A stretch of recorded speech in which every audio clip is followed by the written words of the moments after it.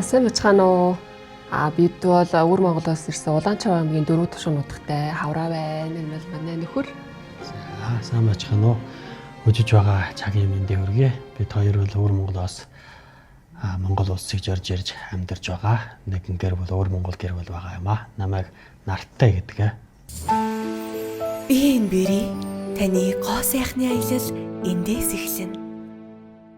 Бид хоёр ирээсээ дээр жилийн 9 сараар Монгол руу зорж ирсэн да. Тэгээд хамаг гол нь бол одоо охиноо монгол хэлийг сургаж монгол хэлтэй болгохын төлөө ирсэн л да. Бусдыг өөрчилж чадахгүй юм бол өөрөө чармаагаад өөрийн өөрчлөлт гээд гаргаж болно ш гэж бодсон. Гэхдээ юм бол одоо дараа миний охиноо дараа үеэрээ ямар болно бид хоёр ч одоо яг тийм одоо өөрчлөх чадвар байхгүй л да. Гэхдээ цорын гагч өөрийн гагт нэг л охинтой юм. Энэ охиноо л нэг монгол хэлтэй хөлдөө хэл гэж бодсон. Одоо манай охин чинь гэртээ ч гэсэн монголоор ярьдаг болсон шүү дээ. Хамаа анхандаа бүр хятадаар ярьдаг байсан байхгүй. Бид бүр гүй шүү дээ. Монголоор ярьцгаа. Ингэж би бүр заримдаа ингэж чихрээр шангадна шүү дээ. За миний өхөө энийг монголоор юу гэдэг ярьж та. Тэгвэл эд нь энэ чихрээ үгүй яг.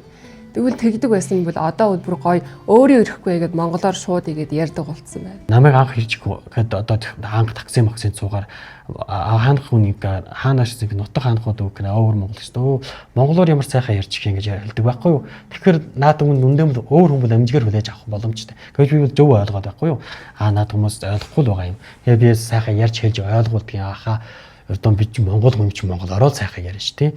Тэгэхээр бол миний хэлж ярих хаялга тантай ямар нэг талаар өөр байж магадгүй тий. Гэхдээ энэ бол үндэн бүр монгол үндэстнийхээ доторх өөр жижиг ястан ч юм уу тий. Тэрний л хэл аялгаар ярьж явах учраас биш өөр ямар нэг гадаад хэлээр ярьж байгаа бол биш л тий. Ер нь монгол хүний сэтгэлд өөр бус түнс илүү тийм жөөлөн аядуу ч юм уу тусрах ч юм уу за нэг за тийм нэг одоо бүр сайн яг үгээр бурхан сэтгэлтэй гэдэг юм уу тийм сэтгэл байдаг одоо өөр бос үндэстэн яснаас ялгаахдагаараа өөрөөрөө ирөө үндснэр илүү бахархдаг ч юм уу омгшдог гэж ойлгодог.